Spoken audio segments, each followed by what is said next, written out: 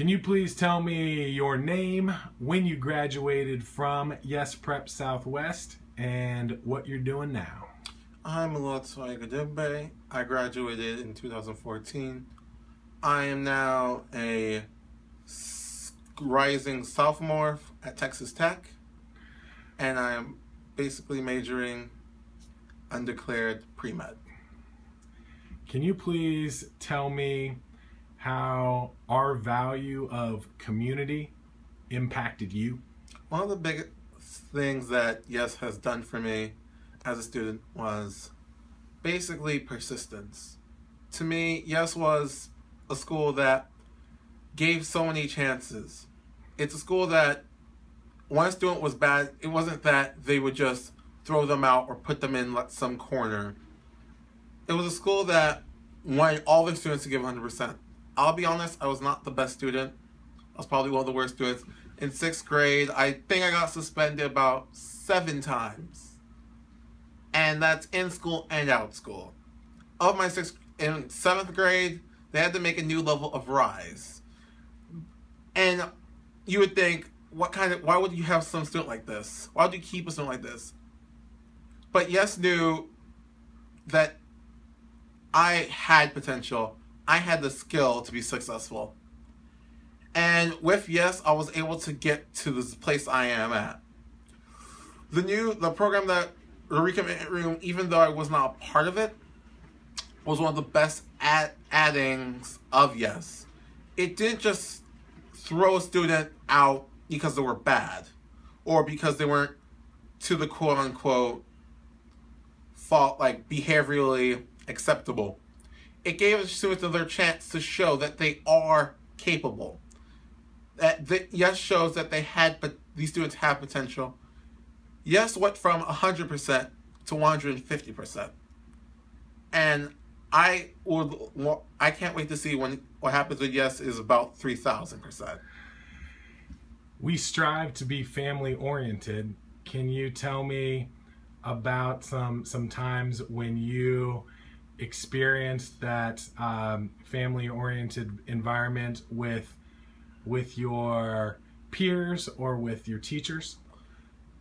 For example, in a college environment, it's kind of like no one really cares. You have to grab everything. If you want to get something, you have to do it yourself.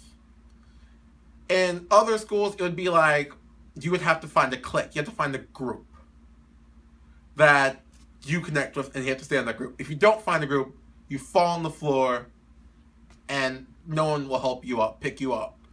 And Yes, it's sort of like everyone has their back. There's so many times where I see students working together as a group, teachers and students having the ability to communicate with each other. One thing that teachers do that most schools probably don't do, in college certainly doesn't do it, is give you their phone number. Not their email, their phone number. The personal line that connects to them. The thing they always have in their pocket. I remember a time where I called my teacher literally every day to ask them about my grade. And most of the time, they are willing and happily willing to help. And they also made things sort of like Wall Street. You would think Wall Street is a punishment to most times because technically you're staying after school. But in college, my first year, if I didn't do my homework, nobody cared. I got an F on that assignment or 0. Wall Street was a thing that a family took accountability. It showed that Yes actually did care about their students. That they didn't want their students to fail. That they wanted their students to be the best they could be and succeed.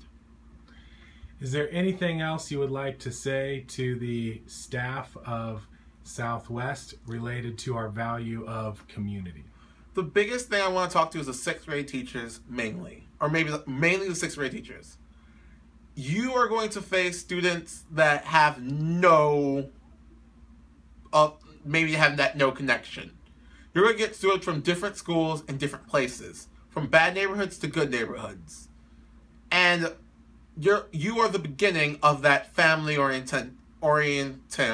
I'm not going to say you're going to get the good students or you're going to get the bad students. Let's be honest, it's kind of a gamble. I just want you to know that it's going to get better, and that you are doing something that most teachers may not even be able to handle their first year. You'll be able to get these students all on track to the high school, first the middle school teachers after that. You're going to show these students how to be smart, how to be persistent. They're going to rely on you. And then lastly, the high school students who basically start their lives. There's path on their lives. You are going to show these students the ways to success, the way to college, for them to be college ready. And not just college ready, be able to get through college through the skills they learned.